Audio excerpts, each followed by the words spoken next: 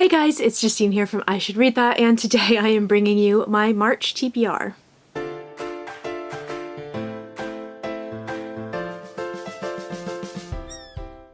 March is going to be a really strong month for review copies. There's a ton of stuff that's coming out kind of from March onward. It's been a really strong release year anyway because a lot of stuff was pushed back from last year, but there's going to be a lot of review copies read this month for me. I have a big stack of books here, but it's kind of not really what I'm limiting myself to. So these are all things that I'm really keen to read before they publish here in the UK.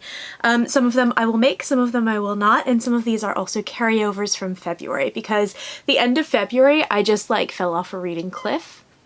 Yeah, Dax agrees. And I just didn't really get around to sort of finishing out the month really strong like I usually do. I usually manage to panic read a few things at the end of the month, but this month I just didn't. So I think that sort of that reading attitude is going to carry over a little bit into March, so I think I'm going to be relying on audiobooks pretty heavily this coming month, and some of these are audiobooks. So yeah, it should be a really good month, a really strong sci-fi month in particular. There's some really good sci-fi that I'm going to be reading, so yeah, let's go ahead and get started. So first up, I have 3 books that I am currently reading that I want to finish for next month because I just had no reading motivation at the end of February. So the first one is The Project by Courtney Summers. I really enjoyed Sadie. Enjoyed isn't necessarily the right word. If you've read Sadie, you know why. By her, I think it came out in 2018 maybe, and it was a huge hit when it came out. I was super curious, even though it's kind of contemporary YA, but not really. It's kind of like crime thriller YA, but not really. It's just her books I think fall into kind of a muddled place that I happen to particularly enjoy. So I am, I think, 140 pages into this book, about a third of the way through, and I picked it up again for the first time in a while last night, and I was reading it pretty swiftly. So I think this is going to be a really easy win for me once I kind of get that reading mojo back. So this book follows 2 sisters at 2 different points in time. So at the very beginning of this book, B and Lo, their parents are in a terrible car accident. They are killed, and Lo, who is in the car with them, is very seriously injured. So B, who is the older sister, is desperate for her little sister to kind of wake up and recover so that she can have some form of family back. So while Lo is in the hospital, she meets this man named Lev, who is the leader of a group called the Unity Project, and he ends up kind of bringing her into the fold, and she abandons her little sister in this sort of huge crisis moment. So we flash forward 5 years. Lo is grown up. She is working for a kind of a small independent newspaper or sort of magazine type thing, investigative magazine, and she is desperate to find her sister. She wants to find her sister. Keeps going back and back to the Unity Project, which is now being sort of, people are on one side or the other as to whether or not this is a great humanitarian project or if it is a cult. And she's very much on the cult side of things. She wants to find her sister. So we kind of flash back and forth between Lo trying to find B and sort of how B fell into this cult, because it's definitely a cult, and sort of her experiences there. So I'm really enjoying this so far. It's not as bleak as Sadie was. You can go ahead, I think I have a review of Sadie on Goodreads, so my Goodreads link is down below with all my other social media stuff. You can check out some of the content warnings for Sadie. It's a really dark book. This is a lot less dark, but I have a feeling because it's Courtney Summers, she's gonna go there at some point, and I'm just kind of preparing myself. I am currently in the middle of 2 audiobooks. So the very first one is A Memory Called Empire by Arkady Martine. I'm going to be doing, in theory, I hope I don't jinx myself, I'm going to be doing like a book diary vlog for my experiences reading this book. I just started it last night. I'm about 15% in because I'm listening to the audiobook, and I'm really enjoying it. It's a very cool book so far. This is one that has been on my radar for absolute ages. I have it in like a million different formats. I've got proof copies, I've got NetGalley copies, I've got an audiobook, I've got like a finished copy, and for some reason I just never have gotten around to it. I even even did like a project where I was going to read all the Hugo nominated books last year, and I read every single Hugo nominated novel except this one, which happened to win, which is really silly. So this is going to be the Space Sirens book of the month for February. I'm a little bit late, don't tell anyone. And we're going to be doing our live show on the 6th of March, which is this coming Saturday, so definitely tune in for that. I will link up above the channel and down below if you want to go ahead and check it out. It's a group of myself and a bunch of other really, really awesome SFF booktubers, and we're going to talk about the book and sort of discuss our various thoughts. But this is a sci-fi book about a woman who sort of unexpectedly very quickly becomes the ambassador to the kind of big ruling empire. When she arrives in the sort of major city. All of these names are really complicated, so I'm gonna have to learn them at some point, despite the fact that I listened to 2 hours of the audiobook last night. When she arrives in the city, she realizes that her predecessor was actually murdered, which is why she was kind of rushed in as a replacement. So she is trying to figure out who killed her predecessor, if she's in danger. She's trying to protect her sort of station where she's from and the sort of conglomerate of smaller stations from being annexed by the Empire. And she is trying to not be seduced by this alien culture that she has been obsessed with her entire life. There's so much cool stuff packed into this book. I'll talk about that in my book diary, which will be coming up whenever I happen to finish this, but I think this is going to be a really, really, really fun one. So I've just started this last night, and I am definitely going to be powering through it. And last but not least, in terms of the books that I'm currently reading that I'm going to be finishing up before I get started on the rest of this stack, I have the audiobook for The Murder of Graham Catton by Katie Lowe. This is a book that comes out in June. It is a new thriller, a contemporary thriller, and I'm really, really excited about this one. I don't tend to read a lot of thrillers because I find myself very easily disappointed in them. But there's nothing better than a really, really good thriller, and I think that this is going to be the latter. It is excellent so far. I'm about halfway through, and I'm really, really enjoying it. And this especially, I think, ties into a lot of my interests. So, in this book, I think it's called Possession in the US, by the way, so it's got one of those silly title switches. But in this book, we follow a woman named Hannah Catton, and her husband was brutally murdered one night 10 years ago. And so we flash back and forth between her sort of experience living with her husband leading up to his murder, the aftermath of the murder, and her kind of trying to move on with her life now, which is all well and good, except there is this podcast called Conviction that kind of gained a lot of acclaim in its first season because they investigated a sort of wrongful imprisonment, and this person ended up being let out of prison. It was reinvestigated. He was let out of prison. He was found to have been wrongly convicted. And so now they are setting their sights on Hannah's husband's case. And it's very clear that Hannah knows something, whether she's the murderer, whether she knows who the murderer is, whether she's just not telling us everything that we need to know.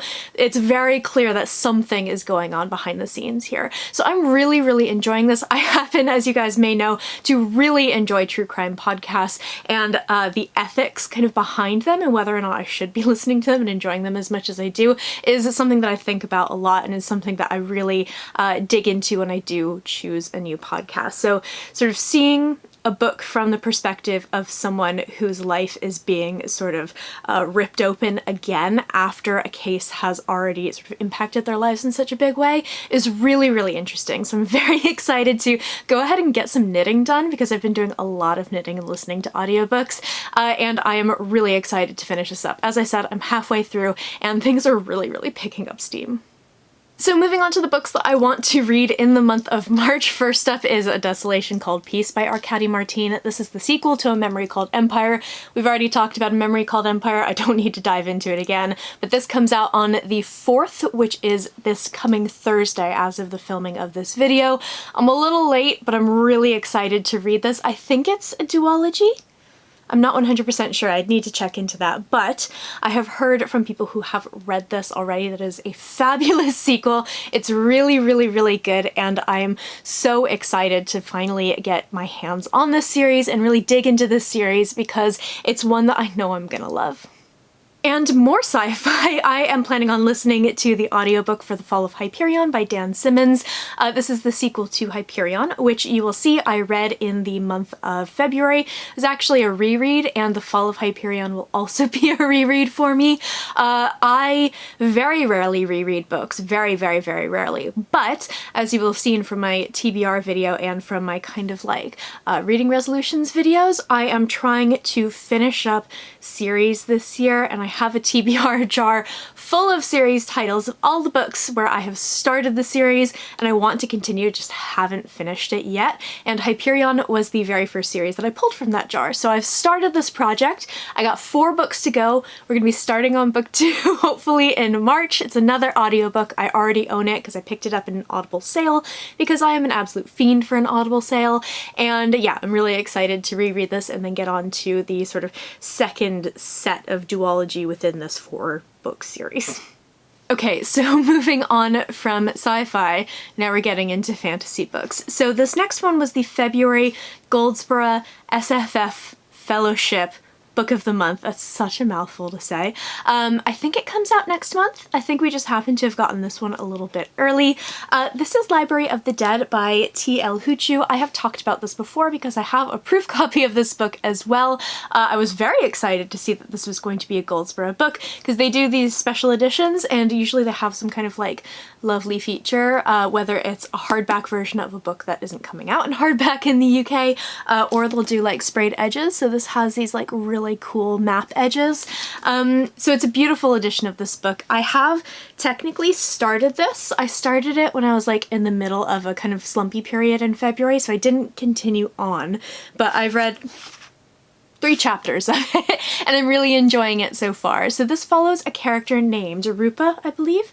Ropa, and she is someone living in Edinburgh, and she's kind of dropped out of her schooling, and she is supporting her family by being a sort of communicator with the dead. So she sort of performs exorcisms, she gets spirits out of, houses that they're haunting, and she passes along messages from the dead to their surviving family members, sometimes in very, very humorous ways. So she ends up discovering that there is some kind of sinister supernatural force in the city that is stealing away the city's children and leaving them empty husks. So she goes off to try to figure out what this is.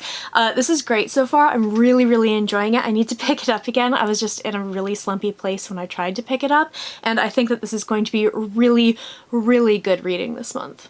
So the next book that I have is another March release. It's one I'm so, so excited for. It looks amazing, and apparently it's a very, very brutal and dark fantasy, and it's one that looks so good. So this is The Unbroken by C.L. Clarke. This is one I'm so pumped for, and this is going to be the book of the month for a particular book subscription box, which I just resubscribed to, and I'm really, really, really happy that I did because it's going to have a lovely hardcover edition. So I may hold off and wait to read that, but I'm not 100% sure. But this is one of the books that I'm the most excited to read this month. So regardless of whether I read it in this proof copy or its finished copy, it doesn't really matter. I'm gonna read it.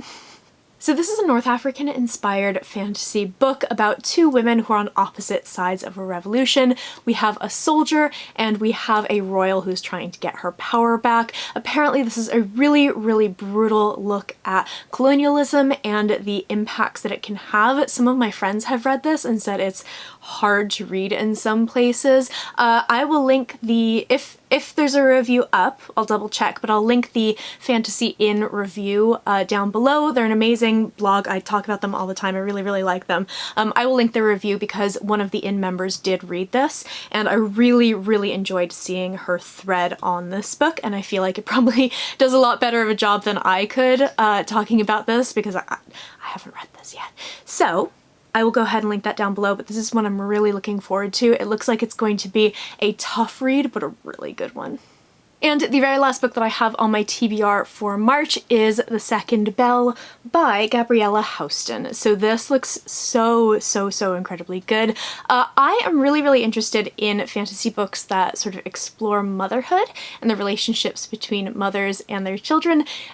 as someone who literally never wants to have a child and will never have a child, it's kind of a weird thing for me to be really interested in, but I think that this is going to be perfect for me because it does explore that relationship, and I think it's going to be really fascinating. So apparently this is based on, I think it's Slavic folklore I've seen, and it is a book about a sort of society in which sometimes children are born with two hearts. They are considered to be demonic and they have to be left at the edge of the forest to die. So the mothers have two choices. They can either try to move on with their lives or they can flee with their children. So that is exactly what happened to this mother and daughter. So the mother, Myriat, makes her choice. She flees with her young daughter, and now her daughter is 19. They're living a life of deprivation and hardship in a remote village, but Salka, who's her daughter, is a very sort of headstrong and young girl, and when she's threatened with losing everything, she's forced to kind of confront her nature.